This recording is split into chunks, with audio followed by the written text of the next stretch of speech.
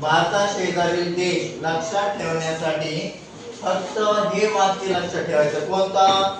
श्री ने बचपन में एमबीए किया. यातले दोन शब्द काय करायचे? सोडून द्यायचे फक्त. कोणतं? ने आणि किया. हे दोन शब्द सोडले का मग बाकीच्या शब्दावरून आपल्याला कळतं की भारता शेजारील किती देश येतात. जसं की श्री, श्री वरून कोणता देश तयार होतो रे? श्रीलंका. कोणता? श्रीलंका. Very good. नंतर ब पासून बांगलादेश. कोणता? बांगलादेश. त्यानंतर च पासून च पासून कोणता देश तयार होतो? चीन. त्यानंतर प